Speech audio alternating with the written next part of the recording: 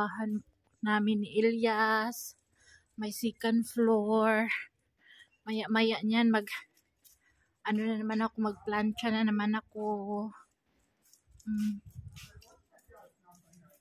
Akyat pa tayo sa taas. Start here. Ayun, ang mga medyas. Siparit ang medyas, guys. Dito magsampay. Yung panty, tatago. Tago daw, bawal daw makita. Ayan. Ang nilabahan hanggang 3rd floor ng kapitbahay. Ganito dito magsampay. O, diba? Sampay ka lang. Shout out sa haponon, 4 o'clock. Foggy. Yan yung aming nilabahan. Ayun, bedsheets. Yan, hanggang 2nd floor. Tingnan natin yung baba. O, ayan lang yung mga bahay ni Elias.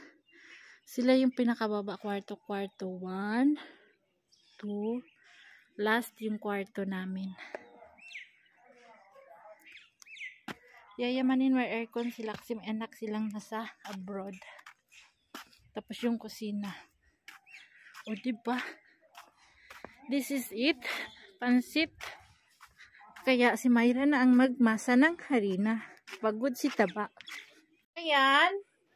Magmasa si Mayra ng harina. Kasi naglaba kami ng papa niya. Sobrang dami namin nilabahan. Mga bedsheets. Pag taglamay, maraming labahan. Dubli-dubli ang damit, guys. So, siya ang masa.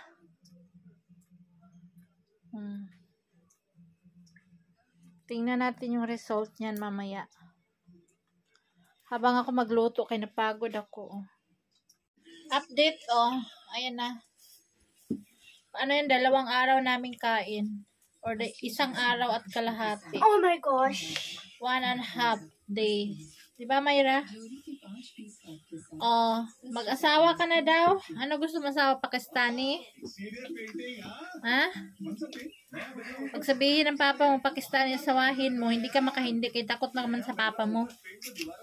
Weh! Mukha mo. Huwag ka mag-asawa, ha?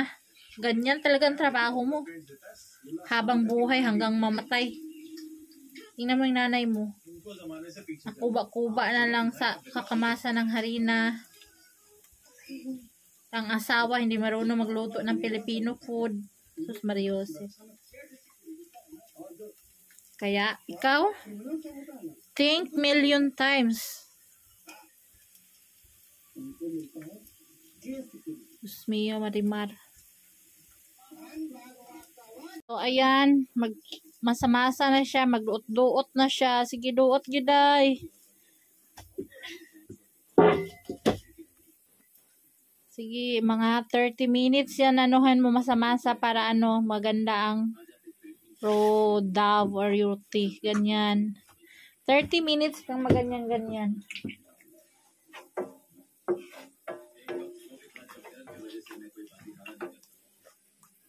Hala, bira.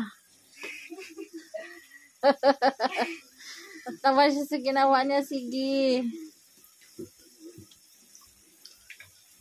Diba? Kung gusto mong sumunod sa yapak ng nanay mo, mag-practice ka. Kung ayaw, mag-aral ka ng mabuti. Graduate para magtrabaho ka sa opisina. Hindi sa loob ng bahay at kusina mo. Pag Pakistani asawa mo, pagod na yan siya. Pagod na yan siya. Ang pangaral ng isang ina, wag sundin ang yapak ng magulang. Mag-aral ng mabuti.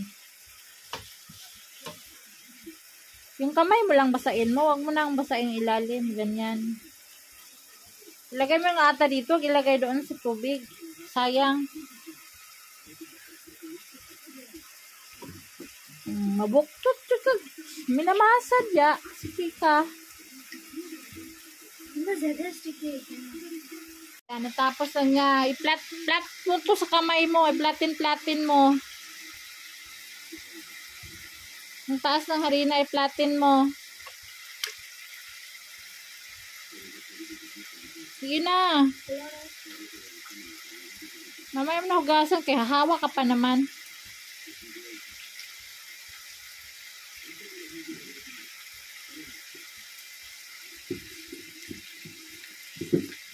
Yan. Tapos ilagay sa ref. Guys, yung isang bowl na adobo, oh. Yan na lang natira. Inaraw-araw ni Mayra. Yan ang pinaka-favorite niya.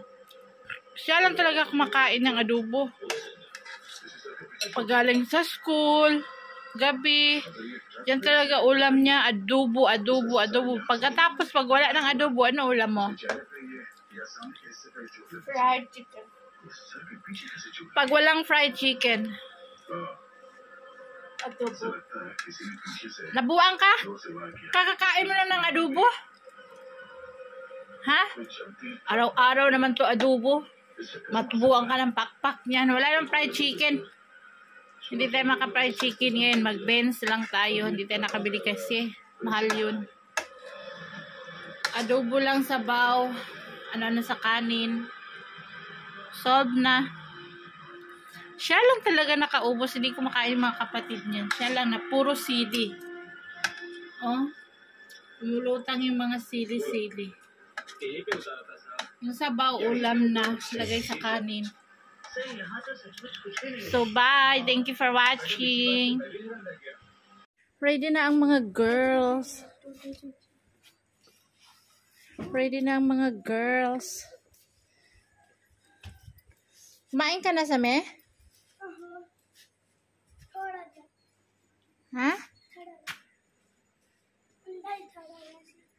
O, konti lang daw yung egg. Bukas, bibili ako ngayon. Bukas makakain ka ng marami. Naghilamos ka ba? Daw na.